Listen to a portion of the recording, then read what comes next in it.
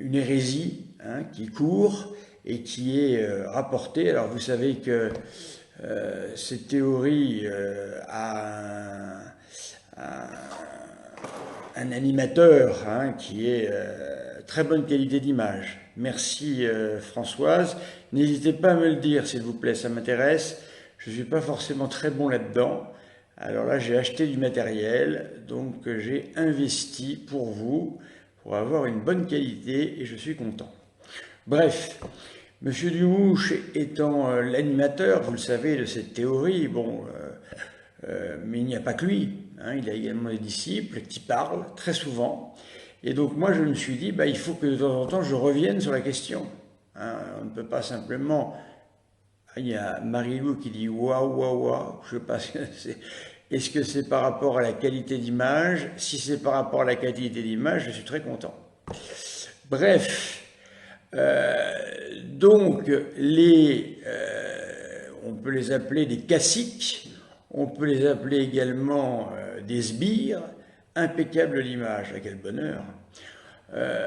On peut appeler ça également des suppôts, voilà, les suppôts de Monsieur Dumouche sur la question du jugement particulier.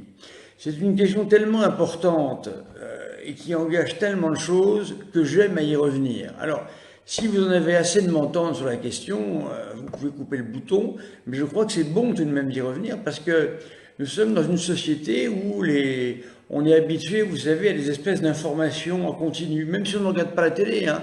On est habitué, on marche comme ça. C'est la manière de vivre actuelle. Ça me fait bien de vous... Bon, bah tant mieux, Marie-Lou. Hein, voilà, Marie-Lou me communique souvent des choses par Messenger, qui est un excellent moyen de communiquer. Hein, n'hésitez jamais. Voilà, Messenger. C'est très bien. Donc... je vous rappelle la théorie que ces gens donnent. Là, je viens d'entendre un de ses fidèles qui a bu intégralement la théorie et qui est extrêmement dangereuse. La théorie est la suivante, je vous le rappelle. Au moment de la mort, chaque homme, quel qu'il soit, eh bien, bénéficie d'une apparition. Cette apparition est soit notre Seigneur Jésus-Christ, soit le démon. Et à ce moment-là, c'est dans un processus que M. Dumouche et ses sbires et ses caciques et ses suppôts, etc., etc., on peut utiliser plusieurs mots, eh bien, inscrivent ce phénomène. Donc, voyez-vous, c'est très pratique. On peut vivre comme on veut, on fait absolument ce qu'on veut, aucun problème. Voilà. Cette théorie met tout par terre. Ça ne sert à rien d'aller à la messe, ça ne sert à rien de se confesser, ça ne sert à rien de recevoir les sacrements, rien ne sert à rien, puisque une fois que vous êtes mort, vous avez la présentation, les choses sérieuses arrivent en quelque sorte, Jésus se présente à nous, le démon se présente à nous, et il nous faut choisir. Comme s'il y avait des imbéciles qui allaient choisir le démon plutôt que le Seigneur Jésus-Christ. Bon, vous imaginez un petit peu l'image. Alors, je vais redonner encore la réponse, parce que, en fin de compte, ce sont de bonnes questions qui sont derrière, mais les réponses sont erronées, les réponses sont hérétiques, mais je comprends que c'est monsieur Dumouche qui est le plus responsable là-dedans, parce que lui connaît le catéchisme, il connaît tout ça. Mais là, comme il a une théorie qui marche bien, ça fait venir des disciples, évidemment, parce que moi, ce que je vais vous dire, c'est beaucoup moins facile, évidemment. Hein. Moi, je ne vous propose pas la venue de Jésus en cinémascope, comme on disait jadis. Donc, n'hésitez pas à continuer à me dire s'il y a des gros changements sur l'image, ça m'intéresse. Étant nullissime dans cette question-là, voilà, merci de me le dire. Voilà. Alors je fais des lives comme ça, de toute façon ils peuvent être vus en différé hein, et commentés en différé, donc c'est pas bien grave, hein, puisque je les laisse tous. Alors, la question est bonne, je vais vous expliquer la question qui se pose tous ces gens-là.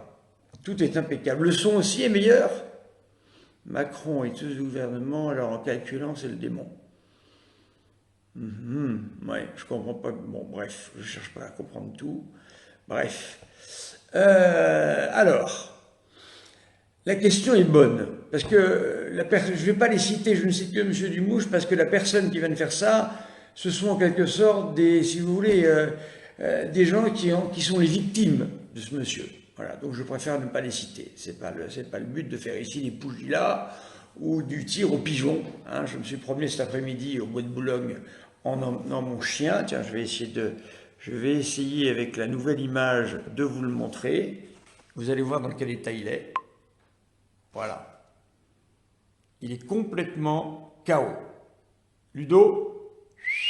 Ludo, voilà. Dis bonjour. Le voilà. Voilà. Alors nous avons été au bois de Boulogne cet après-midi. Donc monsieur est absolument explosé de fatigue. Là, je n'arrive même pas à le traîner pour aller jusqu'à la pièce d'à côté. Voilà. Bref, tout ça pour vous dire qu'il y avait au bois de Boulogne un tir au pigeon. Ah tiens, Christophe Defond ne voit pas de différence. Bon. Voilà. Christophe ne voit pas de différence. L'image est déjà bonne pour lui. Voilà, un avis qui diffère. Donc pour vous, Christophe, il n'y a pas de nouveauté là. Vous voyez l'image comme avant, ça ne change rien. Bon, ben d'accord, très bien. Alors, la promenade était bonne, certes, mais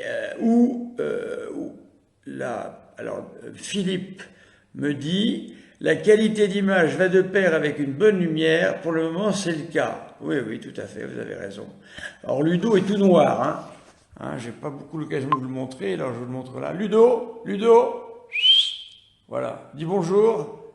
Il est tout noir, donc évidemment, vous comprenez la difficulté à voir ce personnage. Assez étonnant. Et donc, nous sommes allés au tir au pigeon. Voilà. Eh bien, moi, je ne veux pas faire du tir au pigeon, je ne suis pas là pour ça. Par contre, je suis là pour vous expliquer, en prenant un peu mon temps, pourquoi c'est une bonne question.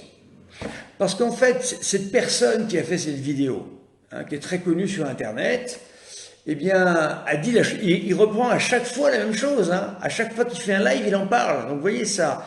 Ça finit par faire beaucoup. Alors, il dit la chose suivante et il n'a pas tort. Écoutez bien le raisonnement.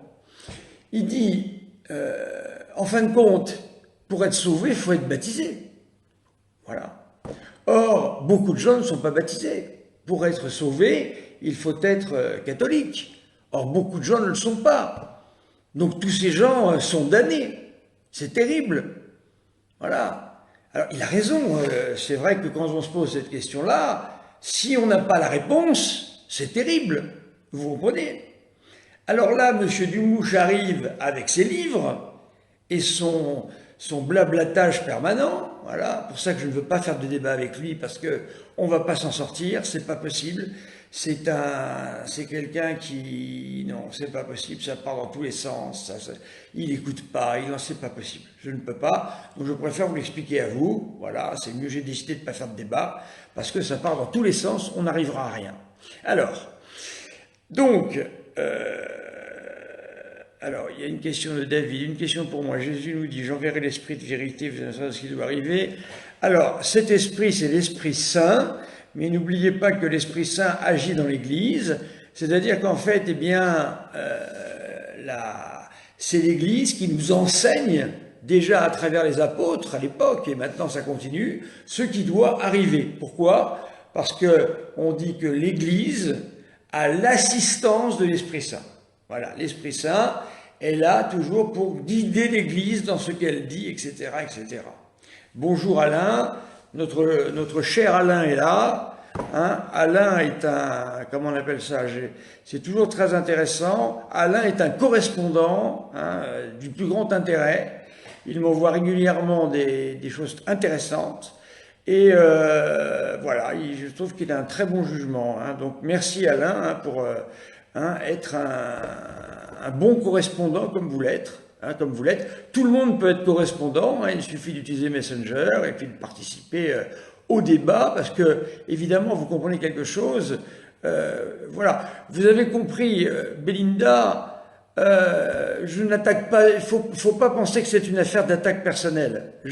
Que ce soit monsieur Lamouche, Dumouche, Tartampion, Pierre, Paul, Jacques, du moment qu'il tient cette théorie, je considère que c'est dangereux, voilà, et que ça ne va pas. Donc c'est pour ça que je préfère le dire. Mais je n'attaque pas, je ne fais pas de tir au pigeon.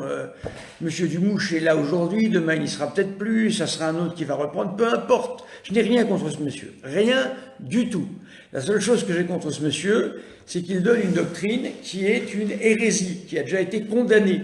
Et il la donne avec une telle assurance que tout le monde marche. Là, ce que je vois marche.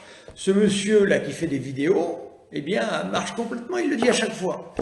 Donc, il faut bien comprendre la chose, j'essaie de vous l'expliquer comme il faut pour que vous ne tombiez pas dans le piège. Quand ce personnage dont je vous parle, c'est pas Dumouche, mais c'est un de ses disciples, un très proche disciple de lui, il fait des sessions chez lui, l'autre lui monte la tête complètement. Voilà, j'aimerais bien que... Et d'ailleurs, vous remarquerez quelque chose de très intéressant, c'est que ses disciples ne cite jamais le catéchisme de l'Église catholique, ou alors il le cite de telle manière que c'est une citation qui ne correspond pas. Donc c'est pour ça qu'il n'y a que le chef, le patron, qui peut citer le catéchisme, parce que lui en fait une interprétation qu'il a dit la seule vraie. C'est n'importe quoi, c'est pas possible d'entendre des choses comme ça. Voilà.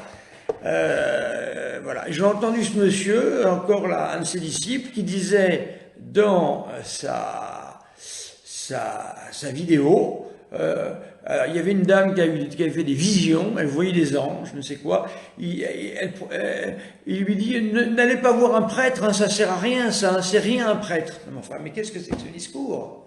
Mais qu'est-ce que c'est que ce discours? C'est rien un prêtre? C'est lui qui donne le sacrement du pardon, c'est lui qui célèbre la messe, c'est lui que vous allez voir quand vous avez des problèmes, et c'est rien un prêtre. Voilà. Voilà les enseignements que donne ce monsieur Dumouche, qui en fin de compte joue au prêtre sur Internet, et il n'est pas prêtre, il joue même à l'évêque, parce qu'il se prend pour l'église enseignante. Donc ça ne va pas. Voilà. Alors, vous avez compris le problème. Hein. Si on part du principe dans notre tête que, je vois Marie-Lou qui rigole, je ne sais pourquoi, bref, ça doit être pour son jeu de mots inversé, bon, c'est pas grave. Donc, ceux qui ne sont pas baptisés, ceux qui ne sont pas catholiques, ceux qui sont d'autres religions vont en enfer si on suit le catéchisme, disent-ils. Alors il faut faire une interprétation du bidouillage, du tricotage, voilà, que le maître a préparé pour les élèves. Voilà. Bon, évidemment, vous comprenez que ça ne convient pas du tout. Alors, déjà, moi je vous envoie au catéchisme de l'Église catholique, qui est la seule référence, au numéro 1051. Chaque homme, dans son âme immortelle, reçoit sa rétribution éternelle dès sa mort. Je répète, dès sa mort. Alors, M. Dumouche va vous dire que la mort, c'est un long processus. Qu'en sait-il? Est-ce qu'il est Alan Kardec? Alan Kardec était un homme qui appelait les morts et faisait tourner les tables. Voilà. Donc, est-ce que M. Dumouche sait ce qu'il se passe après la mort? Est-ce qu'il a été voir en haut? Est-ce qu'il y a des morts qui lui parlent? Fait-il tourner les tables comme monsieur Alan Kardec? Voilà le problème. Voilà. Alors pour lui, c'est un passage. Voilà, c'est un passage. Or, le catéchisme, évidemment, n'en dit rien. Le catéchisme a le gros avantage d'avoir été composé en français, et c'est pour ça qu'il dit au numéro 1051, dès sa mort. Ça veut dire que c'est pas après la mort. Si je vous dis, dès à présent, je vais vous parler du sujet du jugement particulier. Est-ce que si j'ai mis dès, est-ce que ça veut dire que je vais vous en parler immédiatement ou que je vais vous en parler demain? Ben, que je vais vous en parler immédiatement. Le mot est clair ici, dès, voilà, dès sa mort, en un jugement particulier. Or, lui, eh bien, dit que cette mort, c'est un long processus où on a un grand guignol, pardonnez-moi Seigneur de vous mettre là-dedans, mais c'est lui qui vous y met, un spectacle de grand guignol vous est proposé, avec la venue de notre Seigneur et la venue du démon. Non mais vous imaginez, et à quel niveau on place notre Seigneur, qui se met à côté du démon. Le démon est une créature. Je répète, le démon est une créature. C'est-à-dire que le démon n'est rien par rapport à Dieu. Il faut savoir, c'est tout. Donc qu'est-ce que c'est que cette mauvaise farce qu'on est en train de nous expliquer ici? Voilà. Donc il y a d'autres passages, mais je vous lis celui-ci pour le moment. Hein. Ceux qui meurent dans la grâce, voilà, écoutez bien ça. Ceux qui meurent dans la grâce, je répète, ceux qui meurent dans la grâce et l'amitié de Dieu, mais imparfaitement purifiés, bien qu'assurés de leur salut éternel, souffrent après leur mort une purification, voilà qu'on appelle purgatoire. Alors,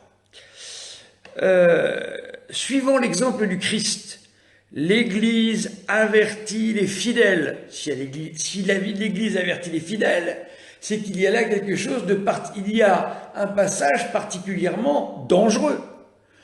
Moi, j'ai fait un tout petit peu de montagne. Voilà.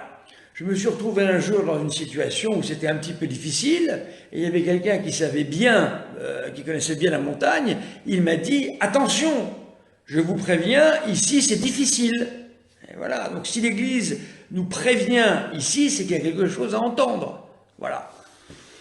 Je continue. Là-dessus, donc ça c'est le numéro 1054, l'Église, 1056, suivant l'exemple du Christ, l'Église avertit, ça veut dire faites attention. Bonjour Christine. L'Église avertit les fidèles de la triste et lamentable réalité de la mort éternelle, appelée aussi enfer. Alors le problème de M. Dumouche, c'est qu'en fin de compte, pour lui, l'enfer n'est même pas éternel. Comprenez-vous? Il n'est pas éternel. Il mélange enfer et purgatoire. L'enfer, qui va choisir le démon? Enfin, il faut être complètement fou. La peine principale de l'enfer consiste en la séparation éternelle d'avec Dieu, en qui seul l'homme peut avoir la vie, le bonheur pour lesquels ils ont été créés. Voilà.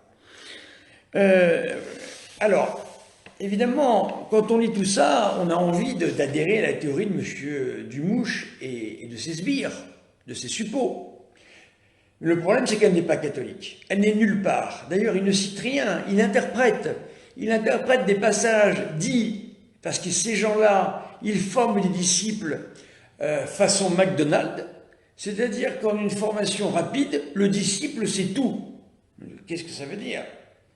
Nous prêtres qui ne sommes rien, selon ce monsieur qui vient de parler, eh bien, nous faisons 10 ans de séminaire. À quoi ça sert? À rien. Si j'écoute M. Dumouche, on a une formation McDonald's. On a la formation, M. Dumouche, c'est le Uber de la foi catholique. C'est le Uber de la foi catholique. Donc le Uber, vous savez ce que c'est. Hein, je prononce peut-être mal, Uber, je ne sais pas, voilà. Donc c'est le service rapide.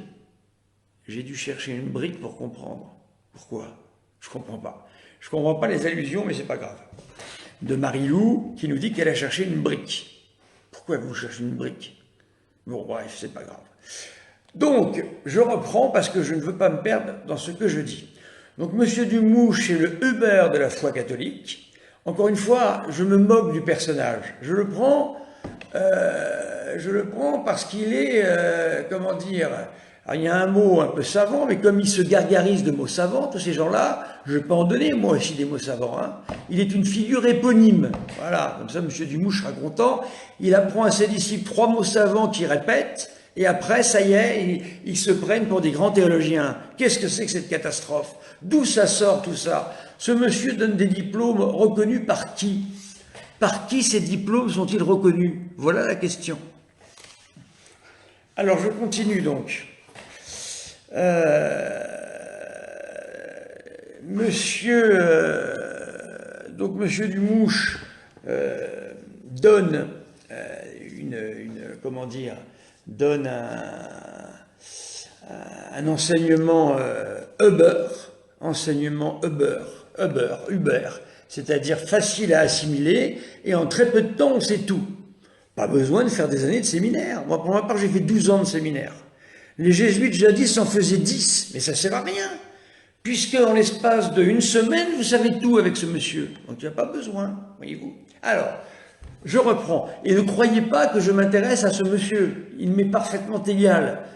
Je ne l'attaque pas personnellement, je ne sais même pas qui il est, bref, peu importe. Je le prends comme figure éponyme. Voilà. Encore une fois, j'aurais Tartampion qui serait là, je dirais monsieur Tartampion. Bref. La question est bonne. Alors, comment eux répondent-ils à la question? Eh bien, avec leur festival permanent. Voilà, avec le démon qui arrive, Jésus qui arrive, voilà. Quelles sont leurs principales sources? Les NDE, c'est-à-dire des faits qui se produisent parfois après la mort.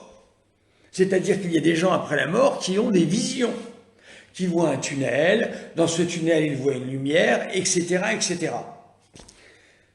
C'est ce qu'on appelle les NDE, expériences de vie après la mort, n'ont aucune valeur.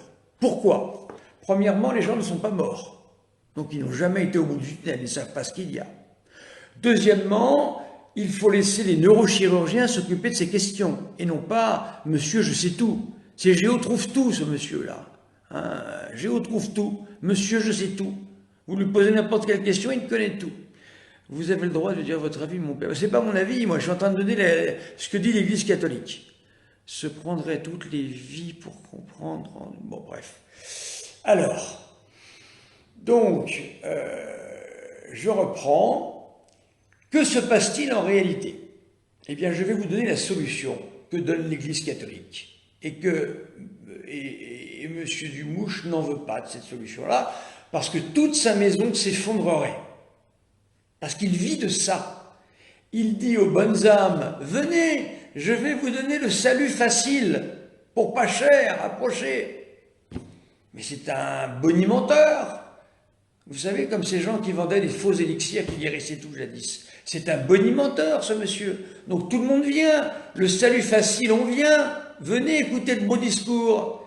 Mais quand vous vous retrouverez, après la mort, au jugement particulier, et que vous vous apercevrez que le NDE, c'est simplement un phénomène qui se déroulait au niveau cérébral et qu'on n'avait pas trouvé, et quand vous vous retrouverez face à notre Seigneur, qui vous demandera qu'est-ce que tu as fait de ta vie? Qu'est-ce que tu as fait de ton talent? Qu'est-ce que vous allez répondre?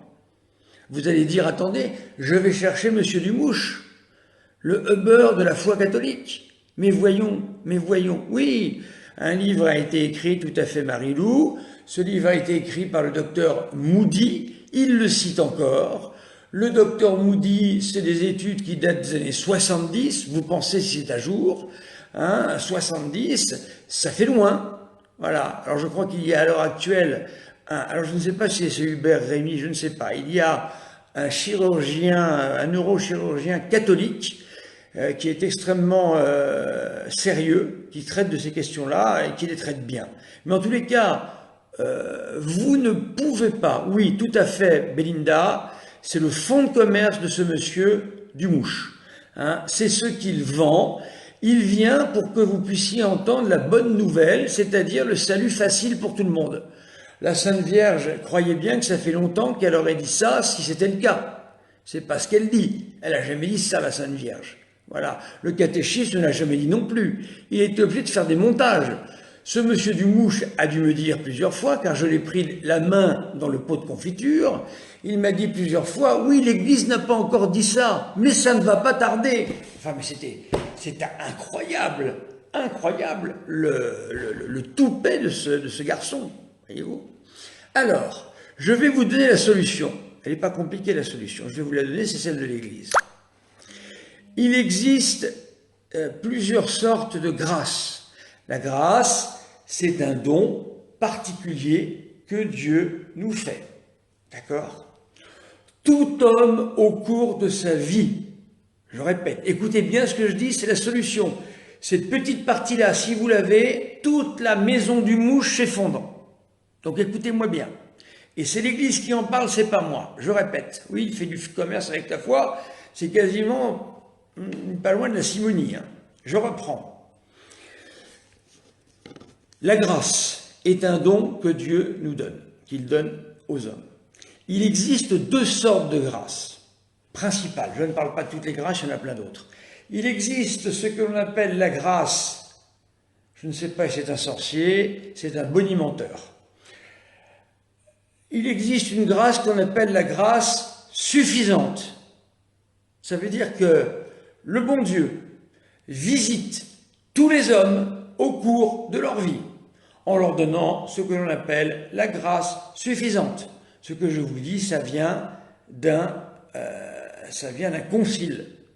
Voilà, je vous le donnerai si ça vous intéresse, je vous donnerai toutes les références, mais je ne veux pas vous embrouiller. Mais je peux donner toutes mes références.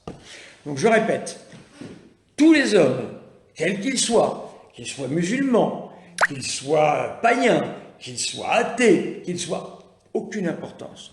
Tous les hommes, je répète, tous les hommes au cours de leur vie reçoivent ce que l'on appelle la grâce suffisante. Voilà. Cette grâce suffisante est en fait un appel à la conversion. Elle nous appelle à nous convertir. Si je réponds à la grâce en vivant selon ma conscience, il y a des cas où les gens ne peuvent pas se convertir à Jésus pour diverses raisons. Il y a des milieux où on peut risquer sa vie. Il y a des milieux où on ne peut pas parce qu'on a charge de famille. Il y a plein d'explications.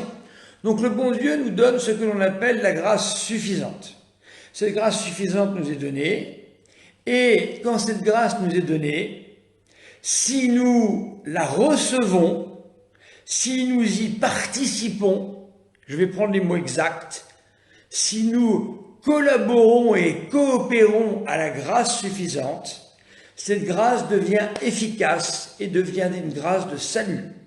Ce qui veut dire que je peux faire mon salut avec cette grâce suffisante qui, si je participe à cette opération de la grâce, devient une grâce efficace qui va me permettre d'être sauvé.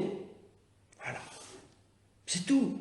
Je vous répète, la grâce suffisante visite tous les hommes.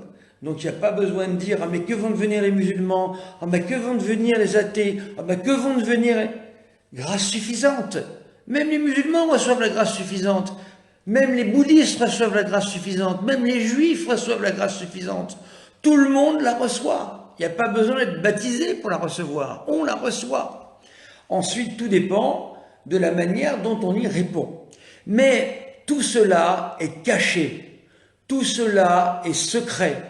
Tout cela fait partie du dialogue secret, caché, de l'ordre de l'arcane, entre l'âme et Dieu. Cette grâce suffisante peut se présenter plusieurs fois dans la vie d'un homme. Ce qui fait qu'au jour du jugement particulier, quand on va recevoir notre jugement par Dieu, sinon ça ne s'appellerait plus jugement, selon M. Dumouche, la théorie fait qu'on n'appelle plus ça un jugement.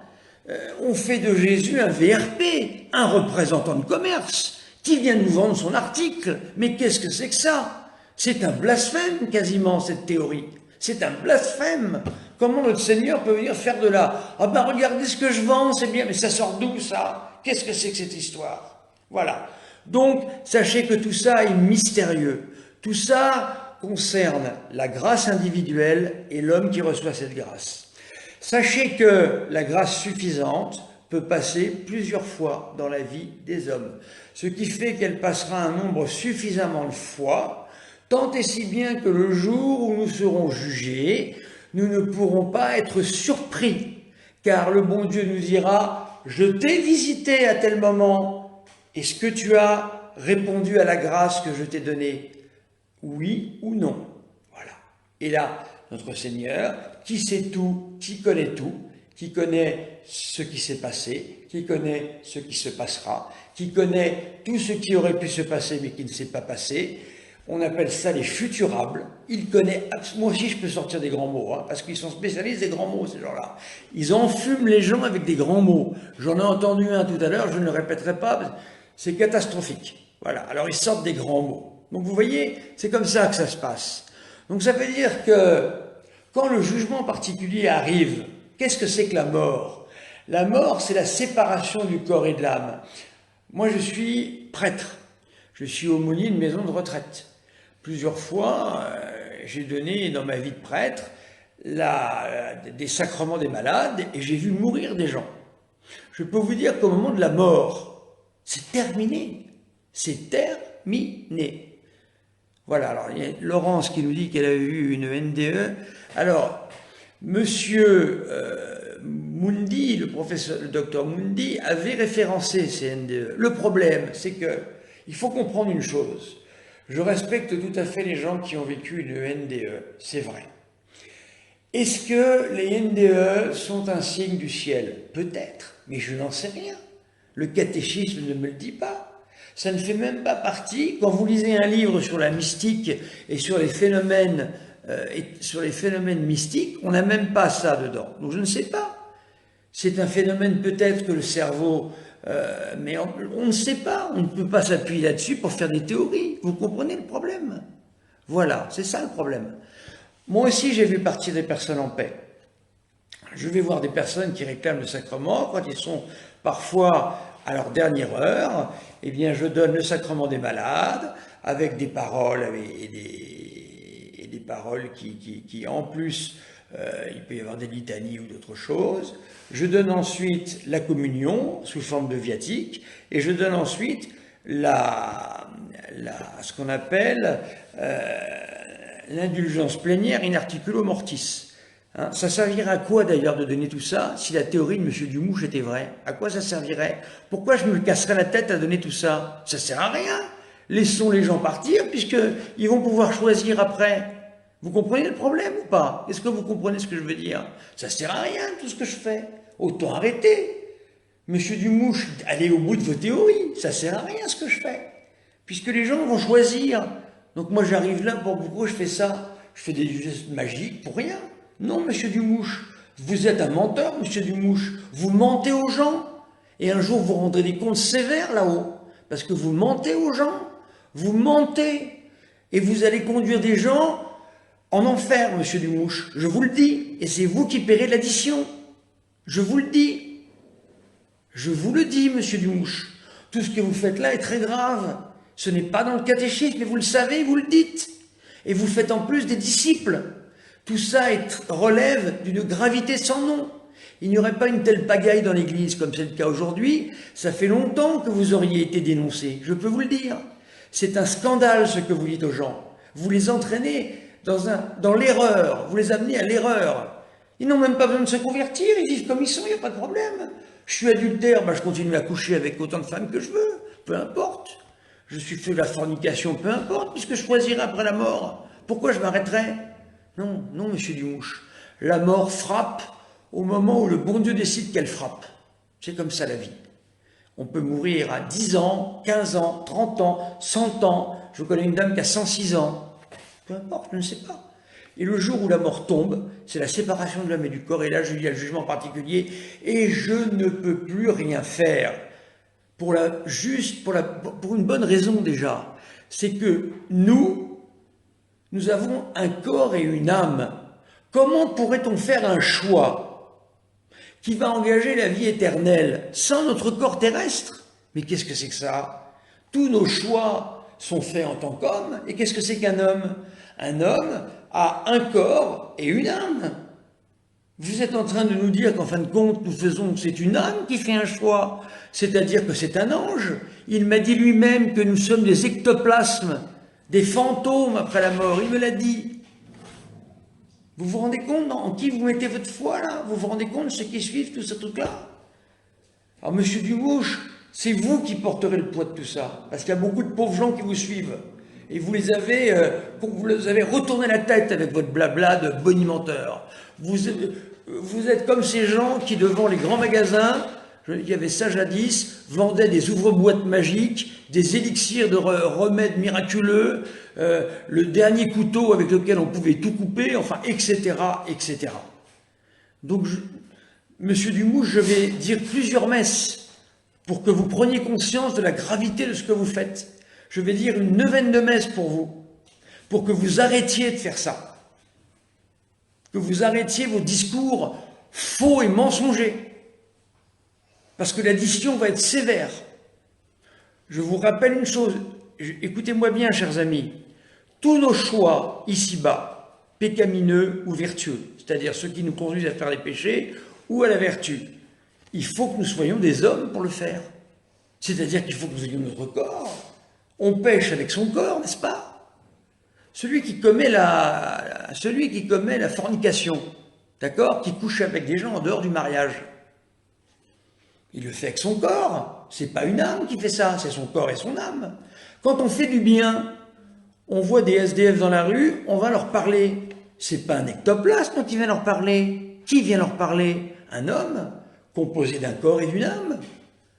Et vous êtes en train de nous expliquer donc qu'au jour du jugement, c'est-à-dire au moment le plus important, qui va engager toute l'éternité, eh bien là, le corps n'est plus là. Le corps qui nous a, toute notre vie, été soit un secours, soit un motif de perdition quand nous avons péché ou quand nous avons fait du bien, il est absent, donc c'est une âme qui plane dans la stratosphère, qui va décider avec un spectacle que vous avez inventé de toutes pièces, telle une cinécénie, c'est une invention dans votre tête. Mais c'est très grave. À partir de demain, monsieur Dumouche, je vais faire une neuvaine de messe pour que vous vous convertissiez, que vous arrêtiez d'enseigner n'importe quoi. C'est très grave ce que vous faites. C'est une gravité, ça n'a pas de nom. Vous entraînez les gens à partir en enfer. Là, voilà la vérité. Parce que vous leur dites qu'il ne faut pas faire d'efforts ici-bas. C'est pas la peine. Vous comprenez là? Est-ce que vous comprenez, chers amis, le problème? Est-ce que vous comprenez? Le problème, c'est que les gens qui croient ça ne font plus d'efforts pour changer. Pourquoi faire des efforts? Puisque tout nous sera proposé après la mort. Alors j'en entends de ces disciples.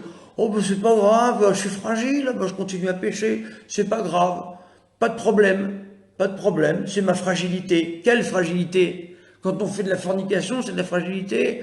Quand on commet des adultères, c'est de la fragilité. Quand on vole, c'est de la fragilité. Quand on ment, c'est de la fragilité. Qu'est-ce que ça veut dire de faire là? On transforme tout en fragilité alors? Il n'y a plus de péché. Alors pourquoi confesser s'il n'y a plus de péché? Vous comprenez le problème? C'est incroyable. Ça se passerait dans la vie courante, ça serait un type qui n'y connaît rien, qui opérerait quelqu'un avec un scalpel. Vous imaginez les dégâts? Et bien voilà, c'est monsieur Dumouche, ça.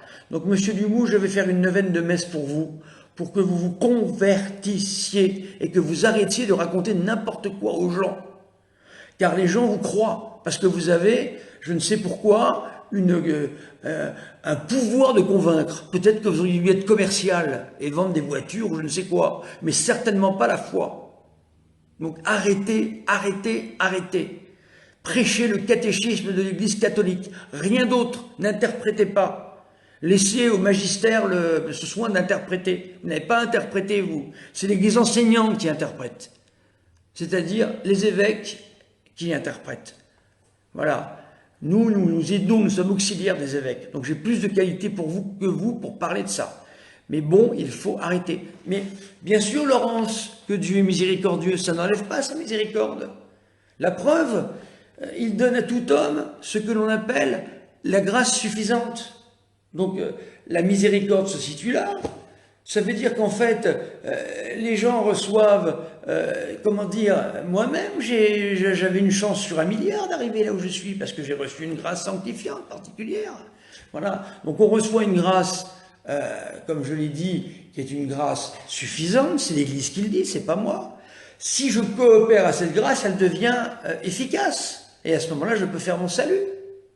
Et il faut également que la justice de Dieu puisse être appliquée. C'est pas nous qui faisons la justice, c'est Dieu qui est juste, c'est pas nous. Est-ce que vous comprenez ce que je veux dire? Voilà. Alors je vois qu'il en parle très souvent, donc moi je fais des vidéos pour quand même que je revienne sur le sujet très souvent, parce que c'est très grave. J'ai entendu ses disciples, je le répète pour que vous mettiez bien ça dans la tête, c'est ça la pédagogie, c'est de répéter. Je le répète peut-être pas assez. Ses élèves, j'ai entendu un de ses élèves dire, bien sûr miséricorde, Dieu est miséricordieux. Au moment du jugement, son jugement sera miséricordieux, c'est évident. Mais c'est pas pour ça que tout le monde sera sauvé. C'est pas possible. Il y a des gens, tout le monde est sauvé. Des gens qui ont torturé des enfants toute leur vie vont être sauvés. Mais quelle abomination! Ça veut dire que vous imaginez la scène.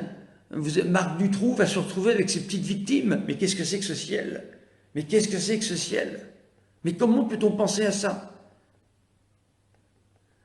Alors, mais il ne faut pas avoir peur non plus, vous comprenez? C'est ça le problème. Comme je suis obligé, moi, d'insister contre ce monsieur Dumouche qui dit n'importe quoi, c'est pas pour ça qu'il faut avoir peur. On a confiance en Dieu. Ce qu'il faut, c'est mettre sa confiance en Dieu, mettre sa confiance dans la Vierge Marie, porter le scapulaire du Mont Carmel qui nous préserve de l'enfer. Pourquoi le scapulaire nous préserve de l'enfer? Je le porte, il faut vous le faire imposer par un prêtre. Pourquoi le scapulaire nous préserve de l'enfer? Si jamais on peut choisir, comme dit M. Dumouche, alors la Vierge Marie s'est trompée, elle a fait une erreur de numéro. Il ne faut pas avoir peur.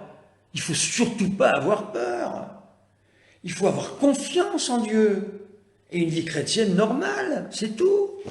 Confessez-vous régulièrement, aimez le bon Dieu, priez la Vierge Marie, essayez d'être de bons catholiques, faites le maximum pour l'être. Où est le problème? Pourquoi avoir peur? Ça ne sert à rien d'avoir peur. Jésus nous l'a dit une seule fois qu'il fallait avoir peur. Il nous a dit d'avoir confiance en lui. Ayons confiance en Dieu. Mais il faut se convertir. Ça ne suffit pas simplement de dire « Ah, j'aime le bon Dieu, hein, mais je continue à pécher tout le temps. Le péché est une offense contre Dieu. » Écoutez, c'est élémentaire ce que je dis. Quand notre Seigneur apparaît une grande mystique, hein, et qui lui dit, il lui apparaît en croix, et il lui dit, tu vois cette goutte de sang qui coule là? Eh bien c'est pour toi que je la donne, cette goutte de sang. Donc c'est pas rien, il y a la rédemption qui est là. Mais je suis obligé de parler, vous voyez toute la perfidie du discours. Parce que ce monsieur parle comme ça, je suis obligé de rectifier la chose, et du coup moi je passe pour quelqu'un qui n'est pas miséricordieux. Vous comprenez le problème? Et à tous les coups on perd, parce que son truc est bien fichu, sa machine est bien fichue. Non, non. Miséricorde, bien sûr, mais la miséricorde, c'est pas tout le monde a le ticket gagnant. La miséricorde, c'est que Dieu ne juge pas simplement selon nos péchés, mais il nous juge selon sa miséricorde. Voilà. Ça veut dire que donc Dieu est infiniment bon. Ça veut dire que Dieu, il n'est pas là pour faire en sorte que nous damnions, il est là pour tout faire afin que nous nous sauvions. Voilà. C'est pas de Dieu qu'il faut avoir peur, c'est de nous. C'est de nous qu'il faut avoir peur. Dieu est infiniment bon, il nous l'a montré. Il l'a pas assez montré, mon Dieu. Il a envoyé son Fils unique pour nous le montrer. Jésus a souffert sur la croix. Comment peut-on faire mieux que ça? Pour nous, pour chacun d'entre nous. Voilà. Donc évidemment que Dieu est miséricordieux. Évidemment qu'il ne faut pas avoir peur. Parce que c'est trop facile. Lui, avec ses discours, là, il passe pour le bon. Et moi, je vais passer pour le très dur de service. Vous voyez? Pas du tout. Dieu est miséricordieux. C'est une évidence absolue. Mais ça ne veut pas dire je vais faire n'importe quel péché en m'en moquant. On ne se moque pas de Dieu, voyons. Ça veut dire que si Dieu voit notre bonne volonté dans ce que l'on fait, sa miséricorde va jouer, bien évidemment. Mais si par contre je me dis, oh, de toute façon tout ça c'est pour la fin, hein, donc allons-y, hein. Oh, je vais regarder des sites porno, pas grave, hein, de toute façon je choisirai après, c'est pas grave, hein, je fornique, pas grave, je vole, pas grave, rien n'est grave, en fin de compte rien n'est grave. Mais ce monsieur Dumouche ne pense pas non plus que le péché a des conséquences immédiates. Je connais des gens qui ont fait un mensonge, ils sont empêtrés dans des histoires que vous n'imaginez même pas. Il ne faut pas mentir, il faut dire la vérité. La vérité. Je vous rappelle que nous sommes les disciples de Jésus qui nous a dit « Je suis la vérité et la vie ». Donc un catholique, avant les catholiques avaient une réputation au Moyen-Âge, c'est les juifs qui le disaient. Hein. Les juifs disaient « Un catholique ne peut pas mentir ». Ça je le sais. Parce qu'on a une morale. Voilà. Je ne ferai pas de commentaire autre que cela. Mais vous voyez. Aujourd'hui, je vois des catholiques qui mentent. Je ne comprends plus. Un catholique qui ment, mais qu'est-ce que ça veut dire? Qu'est-ce que ça veut dire? Et des gros mensonges, hein, pas des petits machins. Hein. Et des mensonges, je ne dirais pas qu'il y a des mensonges utiles, mais on ment par habitude de mentir. Donc le résultat, c'est que les disciples de ce monsieur, hein, encore une fois, je vais commencer une neuvaine de messe maintenant, je vous demande de prier également pour que ce monsieur se convertisse et qu'il arrête d'entraîner les gens à faire n'importe quoi. Voilà, Alain, toujours la bonne phrase. Sainte Bernadette, je te promets le bonheur, non pas en ce monde, mais dans l'autre. Bien sûr, bien sûr. Et il faut lutter ici-bas. C'est un combat, cette vie. Pourquoi saint Paul nous dit, ici-bas, je cours, il prend des images sportives pour gagner la couronne de laurier. Pourquoi dit-il ça, saint Paul? Parce que ici-bas, le bon Dieu nous donne sa grâce pour pouvoir, eh bien, essayer de faire le bien, essayer de devenir meilleur. Est-ce que c'est pas agréable d'être avec des gens qui essaient de devenir meilleurs? Est-ce que c'est pas agréable ça? Mais si, c'est agréable, bien sûr. Vous serez avec des gens que vous aimeriez bien parce qu'ils veulent devenir meilleurs, ils vont essayer de vous rendre service, ils vont essayer d'être gentils, ils vont essayer de ne pas mentir, ils vont essayer de vous aider. Voilà. Faut pas porter de masque, faut être soi-même. Hein. Moi, tel que vous me voyez à l'écran, je suis dans la vie. Hein. Il n'y a pas de différence. Aucune différence, zéro différence. Hein. Si un jour vous me rencontrez, vous verrez, il n'y a aucune différence, je suis le même. Je n'ai pas de masque. Hein. Je fais rien là. J'ai simplement changé l'appareil pour avoir une meilleure luminosité, mais je ne fais rien. D'autre que je suis moi-même, il faut être soi-même. Voilà. Donc, tout saint Paul passe à la poubelle. Pourquoi saint Paul se bat? Il dit... je suis comme dans un combat de boxe. Il le dit, c'est dans saint Paul ça. Alors ça sert à quoi si tout le monde est sauvé à la fin? Ça sert à rien. Enfin, il s'en sort, il dit pas que tout le monde est sauvé. Quoique je l'ai entendu, mais il dira que c'est pas vrai. Je l'ai entendu professer l'apocatastase. L'apocatastase, c'est une théorie qui dit que l'enfer, en fait, à la fin d'un moment donné, se videra. Voilà. J'ai entendu des trucs comme ça. Hein. Alors évidemment, comme ça ment à tout bout de champ, je n'ai pourtant jamais entendu Arnaud de dire qu'il faut continuer à pécher. Mais c'est vrai. Mais ce que je dis, c'est la conséquence de sa théorie, Philippe. Je reprends. Encore une fois, Philippe, comprenez quelque chose. Il faut que vous compreniez quelque chose. Je n'ai rien contre Arnaud Dumouche. Je parle de lui parce qu'il répand une théorie qui est une théorie dévastatrice. Je vous explique, Philippe. Lorsque Arnaud dit que, après la mort, on pourra choisir entre Jésus et le démon. Est-ce qu'une fois que vous avez entendu ça, est-ce que vous allez avoir une certaine ardeur à vous battre pour lutter contre le péché? Ben non. Pourquoi vous allez faire ça? Puisque vous choisirez après la mort. Alors la conséquence, c'est quoi? C'est qu'en fait, on se laisse aller. Et ça couvre. Et à mon avis, c'est très souvent comme ça. Si cette théorie a été inventée, c'est qu'elle est bien pratique. Ils théorisent leur pratique. Est-ce que ces gens vont à la messe du dimanche? J'aimerais bien le savoir. Je ne le sais pas. Est-ce que ces gens pratiquent les 10 commandements? Je ne sais pas. Alors je dis des choses ici, je vais encore me prendre beaucoup de... Je vais avoir certainement tous ces disciples qui vont tomber dessus, mais je m'en fiche, c'est trop grave. C'est trop grave. Il conduit les âmes à la perdition. Voilà où il les conduit. Parce que les âmes vont aller assurer d'avoir ce petit spectacle, ils ne l'auront pas. Ils auront notre Seigneur, et attention, c'est dit dans la Sainte Écriture, notre Seigneur ici-bas est apparu comme Rédempteur. Lorsque nous le voyons pour le jugement, il apparaît comme un juge. C'est pas moi qui l'invente ça, c'est dans la Bible, c'est dans le catéchisme. Mais non, Jésus n'est pas mort pour rien, Sylvia, c'est pas vrai. Il est mort pour que nous puissions bénéficier des grâces que nous n'avions plus. Puisqu'avec le péché originel, nous avions perdu toute grâce, d'une certaine manière. Vous comprenez?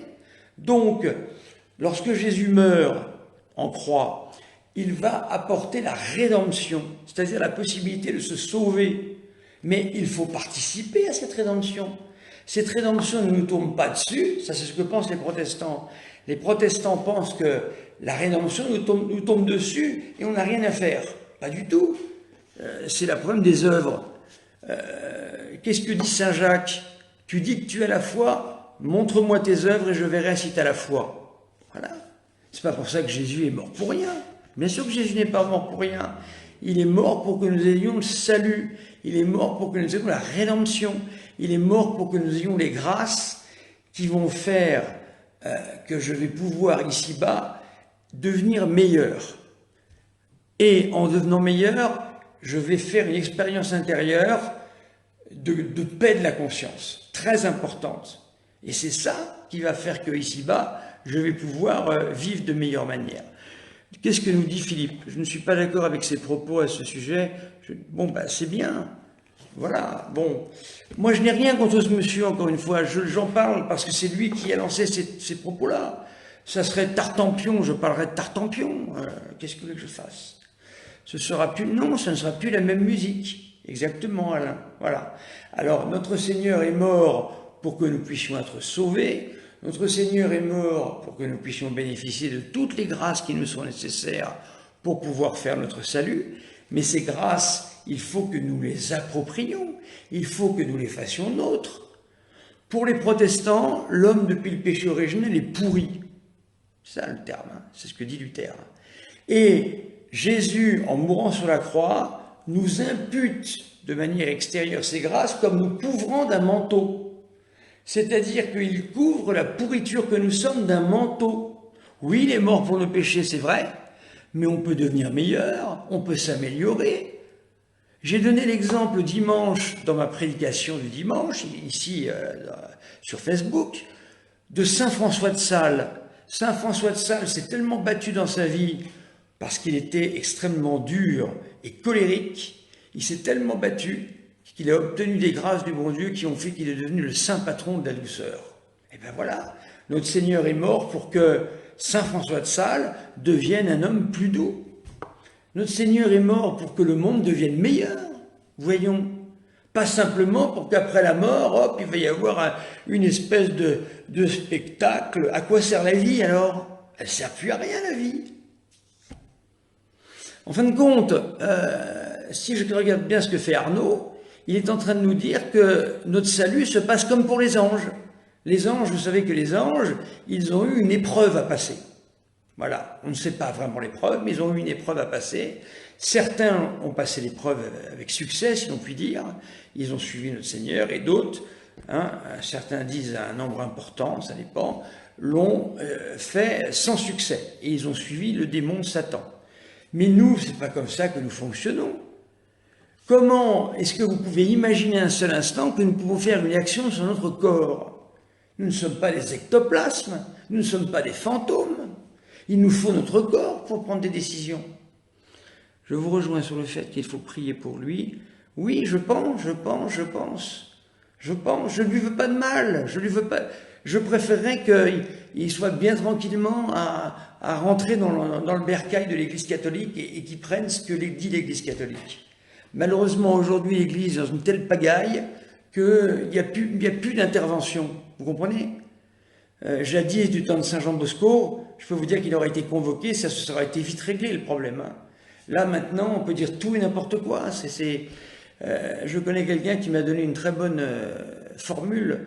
Nous vivons à l'heure actuelle un phénomène de protestantisation de l'Église catholique. Voilà. C'est-à-dire qu'en fait, chacun a sa petite secte, chacun a sa petite église, chacun a son petit groupe. Moi, vous ne faites pas partie de mon groupe, vous faites partie d'un groupe d'un prêtre catholique romain. Alors c'est le père Horowitz qui a j'ai une certaine manière de parler, ça plaît pas, ça dépend. Mais ce que vous écoutez, c'est ce que dit l'Église. Moi, je ne suis pas là à dire je vais vous inventer les théories qui vont vous mettre des petits coussins sous les coudes pour mieux pécher. Qu'est-ce que ça veut dire, ça? Voilà, très bien. Si vous aimez beaucoup Arnaud, priez pour lui. Priez pour lui. Voilà. Alors, vous voyez, Philippe a une très bonne réaction. Très, très bonne. C'est pour ça que vous comprenez que je ne veux pas faire de débat, Philippe. Parce que moi, je connais aussi mon tempérament. Ça va partir très fort et très vite. Parce qu'on va toucher au salut des âmes. Et moi, je ne supporte pas ça. Voilà. Je ne supporte pas ça. Moi, je m'occupe de maison de retraite. Là, j'ai donné ma carte. Et j'ai dit, vous pouvez me joindre 7 jours sur 7, 24 heures sur 24. Alors, à quoi ça sert que je dise ça si après notre vie, on a ce petit spectacle? À rien. Autant que j'aille visiter les musées ou à la pêche. Ça sert à rien tout ça, vous comprenez le problème? Voilà. Donc nous n'avons rien contre notre ami Arnaud Dumouche, qui est certainement quelqu'un de très sympathique. Il est sympathique, ça se voit qu'il est sympathique ce garçon. Mais il fait la théorie de ses pratiques, je pense. Hein, théoriser ses pratiques, voilà. À ce moment-là, à quoi ça sert de la messe le dimanche? Expliquez-moi. Oui, alors ce que dit Alain, voyez-vous, dans les propos que vous tenez, nos âmes sont comme des vases de cristal, eh bien Saint Paul le dit. Saint Paul dit, nous sommes comme dans des vases d'argile. Voilà, c'est exactement ce que vous dites. Voilà. Donc, je comprends la question tout à l'heure de Sylvia, c'est-à-dire le problème était le suivant, mais alors le Seigneur il est mort pour rien, mais pas du tout. Notre Seigneur il est mort pour que nous ayons toutes les grâces suffisantes et nécessaires afin de pouvoir nous sauver. Si notre Seigneur n'était pas mort en croix, nous n'aurions pas le scapulaire du Mont Carmel, qui nous permet par une promesse de la Vierge Marie de ne pas aller en enfer, si nous vivons selon, évidemment, la morale catholique. Hein, excepté le 6e et 9e commandement, c'est ce que dit la Vierge Marie, c'est-à-dire on ne peut pas faire n'importe quoi, sur le péché de chair en particulier. J'explique à des gens qui sont pris par le problème de la pornographie, voyez-vous, qui sont pris par les problèmes des jeunes, des moins jeunes, pornographie, masturbation. Je leur explique que le démon leur dresse une illusion. L'illusion est la suivante, c'est qu'ils ont une montagne à traverser pour sortir de là-dedans. Mais c'est faux. Ils n'ont même pas une petite bosse. Il suffit qu'ils prient et qu'ils demandent au bon Dieu et qu'ils luttent contre ce qu'on appelle les occasions de péché, c'est-à-dire mettre l'ordinateur de côté, ne pas se mettre devant l'ordinateur à des heures où on risque d'y aller sur ces sites pornographiques. Et ensuite, on en sortira. Et quand on en sort, eh bien, ils éprouveront une très grande joie. C'est une délivrance. C'est la joie de la délivrance. Notre Seigneur, c'est la parabole du Fils prodigue. Il est sans arrêt en train de nous regarder, le bon Dieu. Et il nous dit, allez, viens, je vais t'aider, viens. Arrête de faire ce que tu fais. Vous voyez? Oui, je sais bien, mais si on écoute M. Dumouche, alors le sacrifice de Jésus ne sert à rien, puisqu'on va choisir selon lui. Selon qui, lui? De qui vous parlez, Sylvia, quand vous dites selon lui? Je ne comprends pas. Le sacrifice de notre Seigneur nous apporte la grâce sanctifiante. C'est-à-dire que sans le sacrifice de notre Seigneur, nous n'aurions pas la rédemption, c'est-à-dire que nous ne pourrions pas être sauvés. Adam et Ève nous ont entraînés dans une situation catastrophique par leur péché de désobéissance. Ils nous ont conduits dans le péché originel. Je n'entends jamais M. Arnaud Dumouche parler du péché originel, d'ailleurs.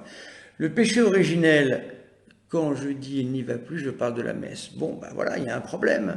Ça fait partie des 3 premiers commandements. Le 3e commandement, eh bien, c'est l'obligation dominicale, qu'on aime ou qu'on n'aime pas. C'est comme ça, c'est ainsi. Voyez-vous, on fait c'est pareil pour Luther. Luther était hanté par le péché de chair, il avait de gros problèmes là-dessus. Eh bien, il s'est trouvé une théorie à lui. Il a trouvé une théorie facile, voilà.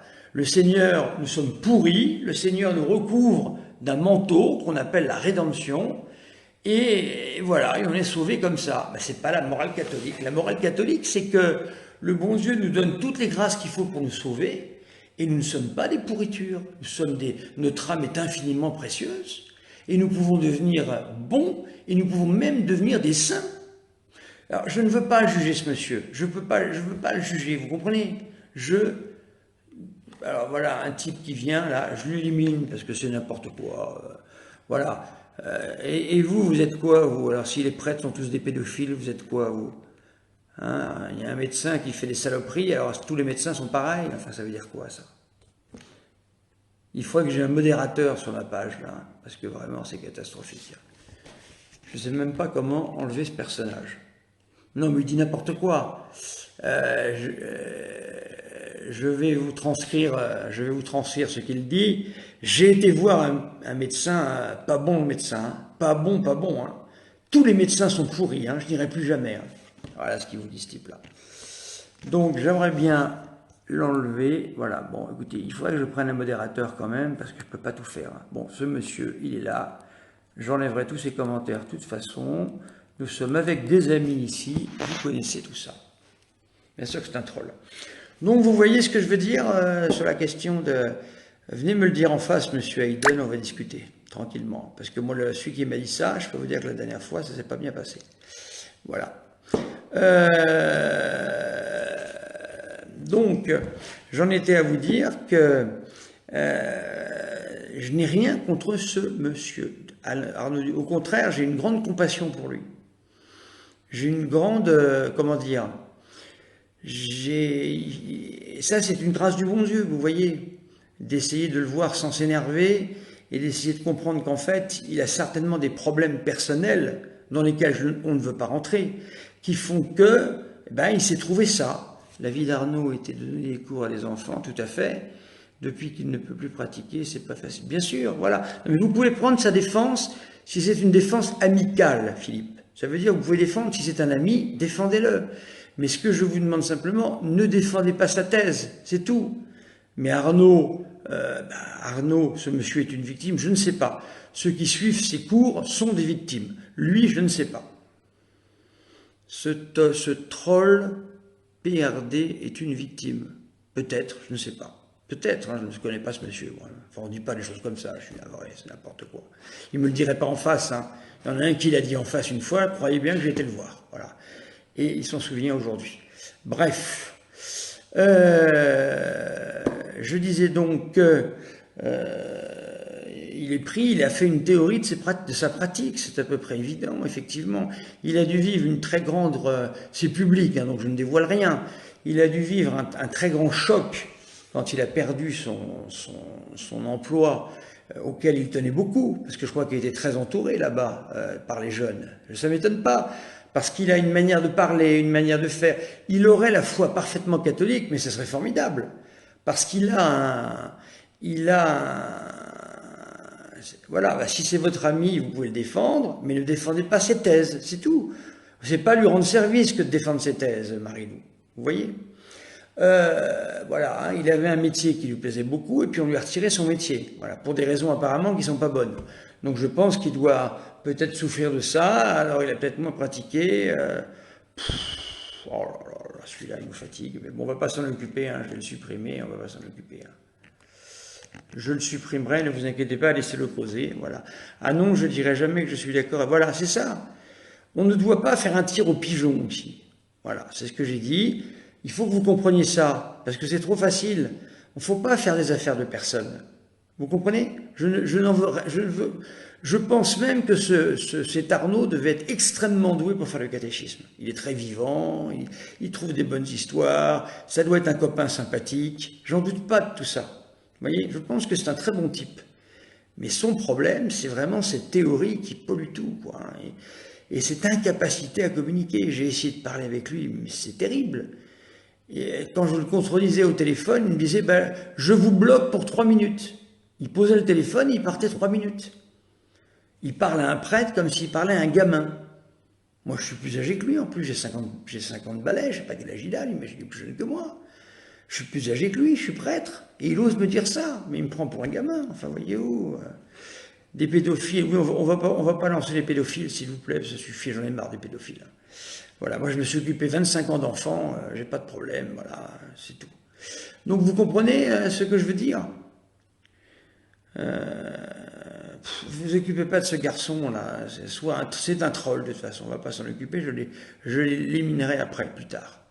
Voilà ce que je voulais vous dire, j'espère que vous m'avez compris, je répète, je n'ai rien contre notre cher Arnaud Dumouche, je dirais même ça. Je dis qu'Arnaud Dumouche, ne pourrait-il pas y avoir... Mais si, je vais vous donner des documents officiels. C'est des numéros de catéchisme, c'est des références... écoutez. Nous avons une discussion tous les deux au téléphone très houleuse. Il a pris un document sorti, c'est des documents très savants, sortis de ce qu'on appelle la Commission biblique internationale. Il a pris ce document-là. Moi, ces documents-là, je les connais, je les ai étudiés. Bon. Il voulait parler des limbes. Il a dit textuellement, depuis ce document-là, on ne peut plus parler des limbes. Le numéro 72 du livret dit qu'on peut toujours Bon, bah, si c'est pas un troll, alors écoutez, c'est quelqu'un de blessé, alors laissez-le parler, hein, mais c'est pas ça qui va arranger son cas, hélas. C'est un pauvre à ce moment-là. Donc, je lui ai dit au numéro 72, il est écrit textuellement, eh bien, les limbes restent une théorie tout à fait acceptable, et les limbes, ça fait quand même longtemps que c'est dans l'Église catholique. C'est pas d'hier, ça a plusieurs siècles, c'est devenu presque quelque chose qui fait partie du dogme catholique. Voyez-vous? Donc, je lui ai parlé de ça, il a changé de conversation. Il m'a pas dit, ah bah oui, je me suis trompé. Comment voulez-vous qu'on fasse un débat théologique dans ces circonstances-là? C'est pas possible. Il a fait un débat avec l'abbé Pagès, mais c'était pas un débat, c'était totalement inaudible. C'est pas ça un débat théologique. C'est comme une partie d'échecs. On donne un certain nombre d'éléments et l'autre répond aux éléments. Et s'il ne tient pas compte des éléments, non, c'est pas le néant. Moi, j'appelle les limbes la pouponnière du bon Dieu, de la Sainte Vierge. C'est-à-dire que les limbes sont un endroit où les bébés morts sans baptême vont, selon l'Église catholique, voilà. Pas depuis saint Thomas d'Aquin, pas depuis saint Thomas d'Aquin. C'est une théorie beaucoup plus ancienne qui est rentrée dans l'Église, j'en parlerai un jour si vous voulez. Et c'était une théorie d'Église. C'est une théorie d'Église, c'est une théorie qui a 7 ou 8 siècles. C'est plus qu'une théorie maintenant, ça fait partie du corpus de l'Église, les limbes. Même la Commission théologique internationale le dit. Donc c'est dire. Donc oui, très bonne chose Christine. Vous remarquerez une chose, Arnaud ne cite jamais le catéchisme avec des numéros pour que vous puissiez suivre. Vous avez jamais remarqué ça? C'est comme un magicien. Hein. Le magicien, il a ses tours de passe-passe. Hein. Il vous enrobe. Hein. Hop, hop, hop, hop, hop. Regardez pas là surtout. Hein. Je prends à gauche, je passe là. C'est pour ça que je ne veux pas faire de débat. Je ne fais pas de débat avec un magicien. C'est pas possible. On n'en sortira pas. Donc, il m'a soutenu qu'il n'y avait plus de limbes. Je lui montre ça. Et il me dit après, ah, j'ai jamais dit ça. On ne peut pas faire de débat comme ça. C'est pas possible. Vous comprenez? Vous comprenez tout ça? Voilà. Ensuite, il me dit textuellement, ah ben de toute façon, tout ce que je dis, l'Église ne l'a pas encore reconnu. Non mais vous vous rendez compte? Mais pour qui se prend-il? Et il me dit, mais elle le reconnaîtra un jour. Mais les références, je peux toutes vous les donner si vous voulez. Les prémices de quoi? Oui, oui, bien sûr, des limbes, bien sûr. C'est très ancien les limbes dans l'Église, Philippe. Donc encore une fois, je vous répète, ne croyez pas que je fasse une fixation sur ce monsieur. Ce monsieur, il ne citerait pas cette théorie fumeuse qui a déjà été condamnée 2 fois dans l'Église, sous une forme peut-être un peu variable, mais c'est quasiment la même chose. Voilà, il ne citerait pas ça, je ne m'occuperai même pas de lui. Alors, je vais vous donner autre chose qu'il dit, pour vous démonter toute la théorie. Il utilise alors je ne parlerai pas de Marthe Robin, s'il vous plaît, voilà, ne me lançons pas là-dessus, ça m'a coûté très cher, voilà, mais bref, on a le droit quand même de citer des choses. On va citer, il utilise Sœur Faustine, voilà. Sœur Faustine est une religieuse qui a parlé justement de la miséricorde divine et qui a dit que le bon Dieu était miséricordieux, mais ce n'est pas une nouveauté. Et elle dit qu'elle a eu des visions. Écoutez bien ce que je dis. Et dans cette vision, elle a eu 1 ou 2 visions dans lesquelles il était écrit que le bon Dieu, par miséricorde, a laissé à certaines âmes un choix à faire. Mais seulement ces visions, il y en a eu 2 ou 3. C'est-à-dire que vous ne pouvez pas faire de ces visions un cas général, ce n'est pas possible, vous comprenez? Et lui nous dit que c'est à chaque fois que ça se passe. Donc il est en contradiction même avec Sœur Faustine. Est-ce que vous l'avez déjà vu citer les chapitres ou les passages où Sœur Faustine en parle? L'avez-vous déjà vu? Non. Vous voyez, je peux le caler sur plein de choses comme ça, mais je ne veux pas faire devant lui. Il va changer de sujet. Et il va me parler de tout à fait autre chose. Et les gens vont être complètement perdus. Parce que la théologie, c'est difficile. Il faut être rigoureux en théologie.